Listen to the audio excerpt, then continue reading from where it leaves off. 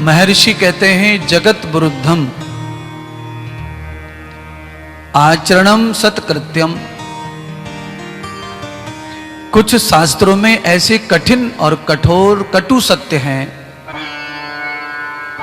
अगर हम उन सत्यों को समाज में रखें तो सारा समाज विरोध में आ जाएगा महात्मा के। आप सोशल मीडिया पर देखते रहते हैं, किसी कथाकार ने किसी महात्मा ने कुछ कह दिया तो उसका बहुत सारा विरोध होता है और फिर उस पर शास्त्रीय टिप्पणियां होती हैं, फिर उस पर कुछ लोग साथ देते हैं, कुछ विरोध करते रहते हैं।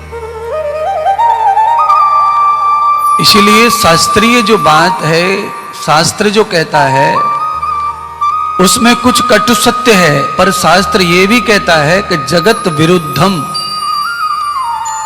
चरितम कृतम, यानी कि कोई चीज सत्य भी है पर वो लोकाचलन में अगर विरुद्ध लग रही है तो उस सत्य को भी नहीं कहना चाहिए, वो सत्य भी नहीं कहना चाहिए। जो जगत विरुद्ध हो, लोक विरुद्ध हो, समाज के विरुद्ध हो, यानी कि समाज में जो ऐसा अटपटा लगे वो बात सत्य भी है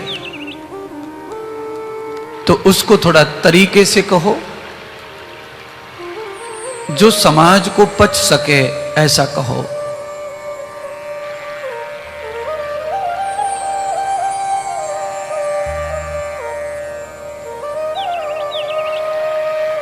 दो मित्र आपस में बैठ के बात कर रहे थे।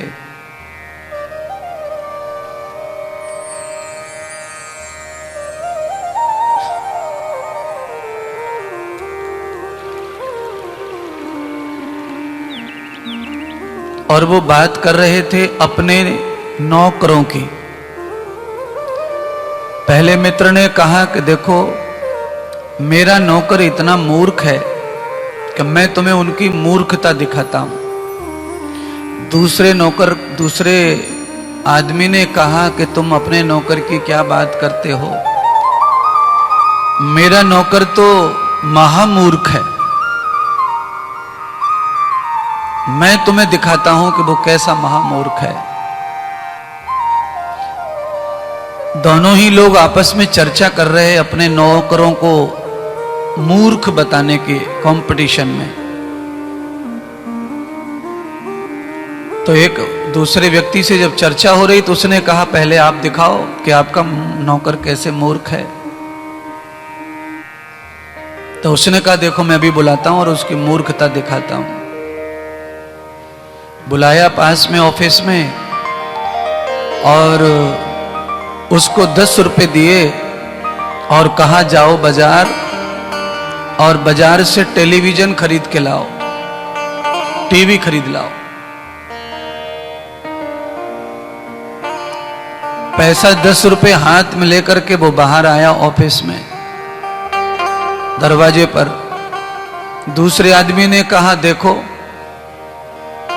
मेरा नौकर कितना मूर्ख है, समझ में आया आपको? अब उसने कहा अब आप बताओ तुम्हारा कैसे महामूर्ख है। तो दूसरे आदमी ने भी अपने नौकर को बुलाया और कहा देखना मैं अभी इसकी प्रमाणित करूंगा कि यह महामूर्ख है। तो उसने कहा कि जाओ हमारी ऑफिस में जाओ, कंपनी फैक्ट्री है ना, वहां ऑफिस है, वहां जाओ और वहां जाकर ये देख के आओ कि मैं वहां हूं या नहीं हूं।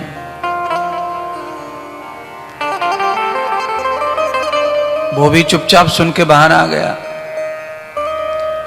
अब दोनों अंदर ऑफिस में जो लोग अपने नौकरों को मूर्ख सिद्ध करने के लिए प्रोग्राम कर रहे हैं, वो दोनों नौकर बाहर आए तो जो 10 रुपए वाला जो नौकर था उसने दूसरे वाले से कहा देखा तुमने हमारे मालिक कितने मूर्ख हैं। तो कहा कैसे? तो कहा मुझे 10 रुपए दिए हैं, टीवी ले आओ और ये एक टीवी की क्या चलती है, मैं तो 4 टीवी ले आता, पर आज संडे है, बाजार की छुट्टी है।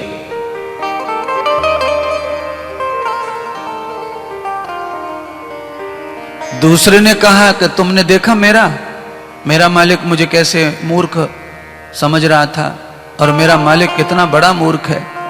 तो कहा कैसे? तो कहा मेरे मालिक ने मुझे कहा है कि ऑफिस में जाओ और ये देख के आओ मैं वहां हूं या नहीं हूं।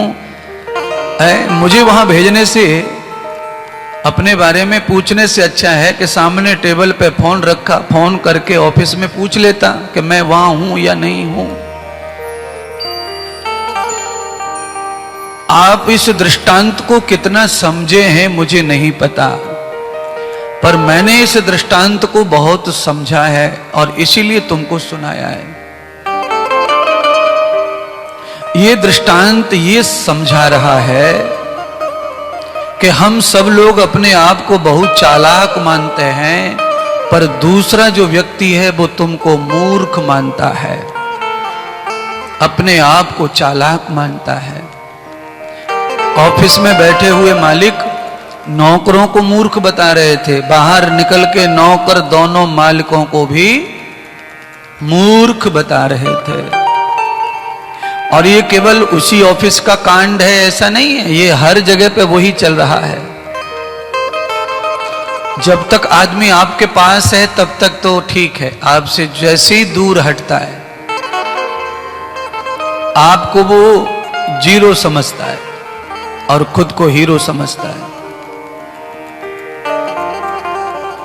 जैसे आपको कुछ जगत में आता ही नहीं, सब कुछ उसको ही आता है। दरअसल में नौकर भी मूर्ख और मालिक भी मूर्ख। क्यों? दूसरों को मूर्ख बताने वाला, दूसरों को मूर्ख समझने वाला ही सबसे बड़ा मूर्ख है। ये दृष्टांत का भाव है। इसलिए मुझे आज ये चाहिए, आपको भी आज ये चाहिए कि अपने से ज्यादा सबको चतुर समझो, होशियार समझो और खुद को सबसे ज्यादा मूर्ख समझो, तब तो ये दुनिया चल सकती है। दूसरों को मूर्ख और खुद को चतुर समझा तो ये दुनिया नहीं चलेगी, तुम्हारी दुनिया यहीं रुक जाएगी।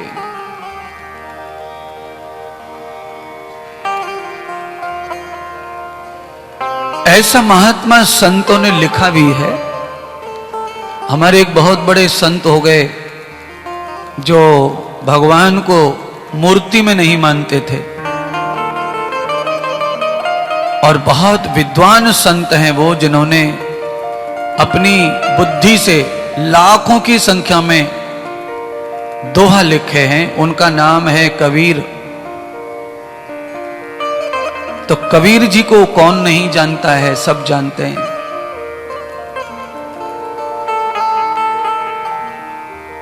कबीर जी ने अपनी विद्वता को दिखाते हुए कहा,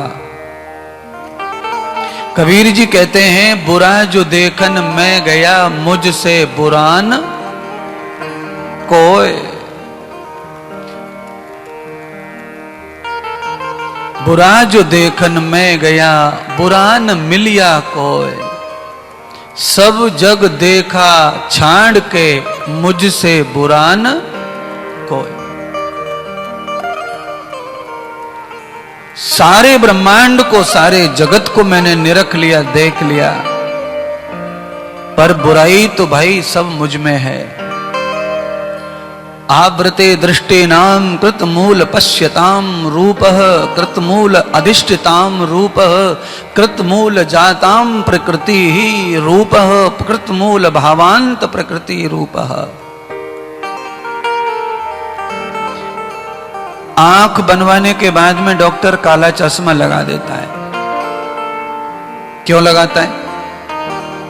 अच्छा, काला चश्मा लगाने क्या सूर्य भाग जाता है, धूप भाग जाती है? नहीं, सूर्य भी निकलता है, धूप भी निकलती है, और शरीर पर धूप उतनी ही पड़ती है, लगती है जिना बिना चश्मा के लगती है।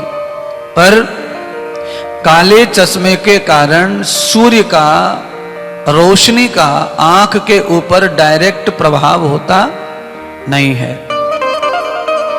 इसलिए आंख की सुरक्षा हो जाती है। आप कभी काला चश्मा लगा करके सफेद रंग का धागा सुई में डालना, तो आपको देखना होगा कि आपका जो सफेद धागा है वो भी काला दिखेगा। सुई सफेद चांदी कलर की होती है, वो भी सफेद काली दिखेगी आपको।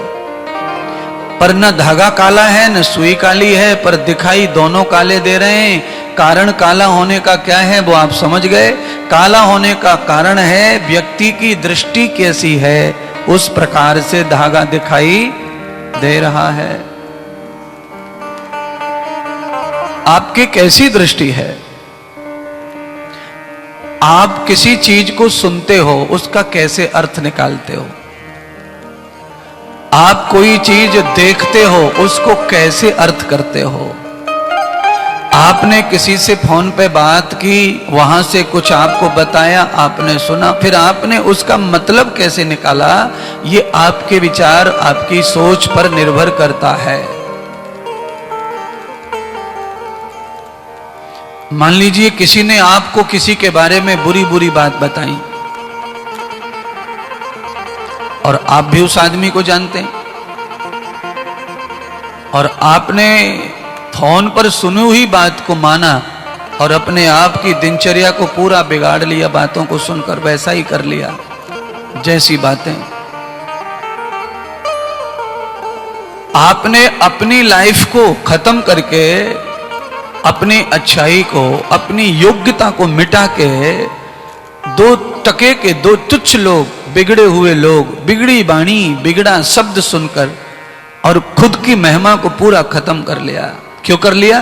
क्योंकि उसी प्रकार का सोच, उसी प्रकार का चिंतन आपके अंदर भी था। इसीलिए दूसरे की बात हमें प्यारी भी लगती है और सच भी लगती है। अगर हमारे अंदर विचारधारा अलग है, सोच अलग है, तो फिर हम दूसरे की उन तुच्छ बातों के ऊपर कभी रिएक्शन गलत नहीं कर सकते। क्योंकि हमारा चश्मा जो है वो काला चश्मा नहीं था। हमारा जो चश्मा है वो आई साइड वीक का चश्मा है। कम दिखने के लिए जो चश्मा बनता है वो चश्मा सही सही दर्शन कराता है। अर्थात हमारी जो विचारधारा, हमारा जो सोच है, अगर वो वीक हो गई है, कमजोर पड़ गई है, उस कमजोर सोच को कैसे हम मजबूत और प्योर करें, उसके लिए जो चश्मा लगता है, उस चश्मे का नाम है विवेक का चश्मा। जिनको विवेक होता है वो कभी अविवेकियों की बात को सुनते नहीं और उसका अर्थ नहीं निकालते।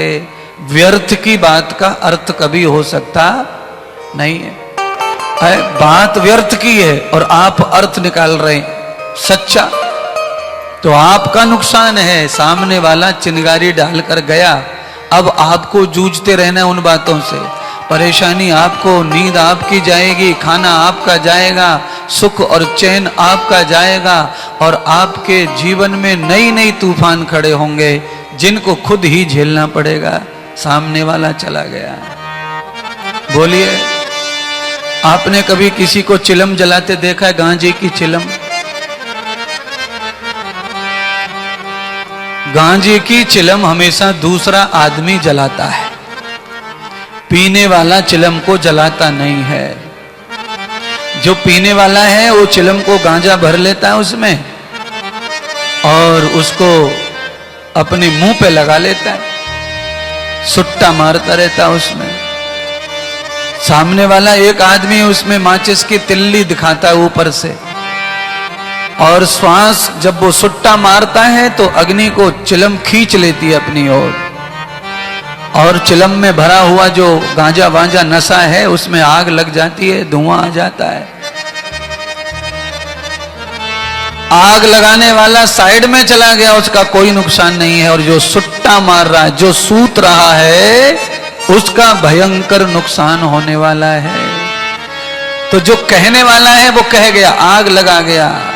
यहां से या यहां से सुट्टा लगाने वाले व्यक्ति के जीवन में अब आग लगेगी, हलचल होगी, उसके जीवन में दुविधा पैदा होगी।